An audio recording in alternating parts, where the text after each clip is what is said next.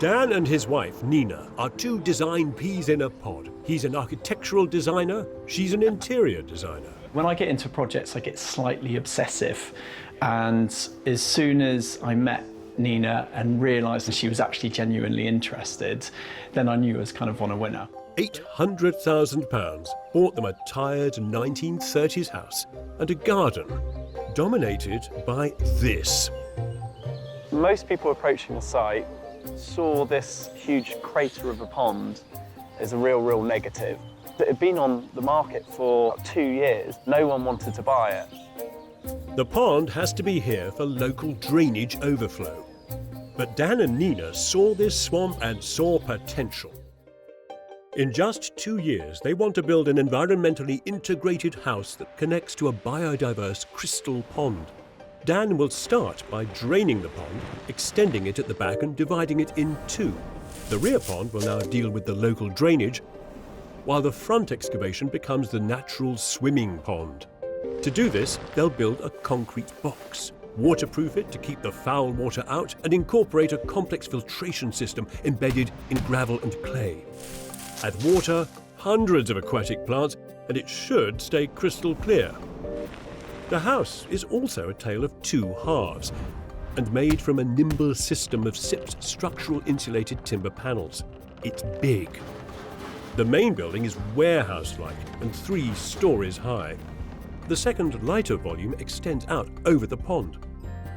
Dan will wrap these simple forms in local flint and battens of silver Siberian larch, fixed both horizontally and vertically for texture. The front door will open into a triple-height hall with a wall of panelled glass framing the watery landscape view. Nina's interiors will be muted with edgier, handcrafted details. Overhead, there'll be 2 hanging balcony corridors. The first links the master and guest bedrooms with the kids' bedrooms at the other end. Above this, 2 bedroom-cum studies. A glass link suspended over water will connect the 2 buildings, adding to the illusion that the kitchen is a floating island. From here, you'll be able to plunge straight into the crystal pool. The risk? The magic between architecture and water depends on a complex aquatic ecosystem that can go hideously wrong. But 18 months into a 2-year plan, it's looking like a war zone with a bunker in it. However, we all hope this will be magically hidden with an aquatic ecosystem. And although Dan's working at speed, it can never be too fast for the girls.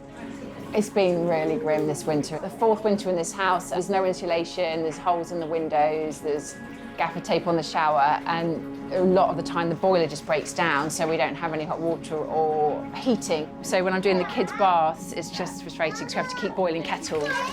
I know, we're going to get in the bath now. She's taking a bit of time tonight, girls, because we've run out of hot water again. She's saying my dad is warm. Lexi's having a meltdown. Can you come in to help put her to bed? She really wants you.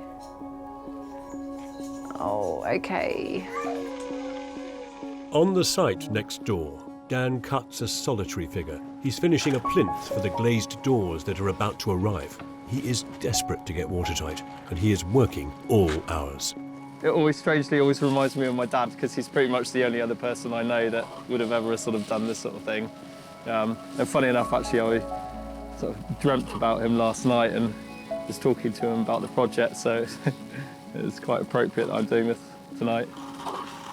I'm definitely struggling to cope with everything that's on my plate. You know, I want to be the best dad I possibly can be to my beautiful little girls. And then I've got work as well to pay the bills. So, you know, every way I turn, it's pretty full on at the moment, for sure. It's late summer. Over 3 years have passed since I first visited Dan and Nina's site near this beautiful coast. Today, with the tide far out and great swathes of weed and algae shimmering in the sunlight, it reminds me of their old pond and a rather epic project they took on to turn it around. Well, that water looks very, very green and nasty. Down in the slime pit. Don't want to fall in there. I'm teasing. That's the small outer drainage pond. What I'm really here to see is up ahead. holy reed beds! I have found one of the last crystal springs of the South Downs. This is all gorgeousness. The natural pond is limpid and clear and thriving. There are myriad aquatic plants and it's humming with wildlife. But what makes it so special is the architecture. The house floats over the water and is as clean and fresh. I do like the meticulous detailing of the larch cladding. All elegant lines and sharp edges. So beautifully done. This, thankfully, is a symbiosis, not a tug of war between humans and nature. Oh, hello, you two. Hi, how's it going? I'm much better for being here. Oh, good. I'm in some kind of aquatic Eden, you know? It's joyful. This is completely magical. It is transformed. Yeah. Are you living here? Yeah, we're living here, Justin. We're so happy to be at that house. Oh, my God, that last house. I didn't even realise. Of course, I've come that way. The house is gone. I can see there's just a front garden. Yeah, at last. That was a week of hell. It was. Absolute hell. But now we're in. It's transformative. It really does. I mean, I go in the pool every day, every morning. I'm in. And you just sit there. The nature just comes to you. We'll have swallows darting down, skimming off the water, cleaning their wings. It's quite something. It's very beautiful. To match the house, it's just all so tight. Let's have a look inside. Yeah, come on, let's do it. Come in. Goodness me. And the height. And there is so much glass here. I mean, light coming from over there. And there, and there. And there. This room is so connected to the outdoors. The boundary between inside and outside is smudged and blurred here. Not just because the doors slide back to nothing, but also thanks to the use of materials repeated from outside.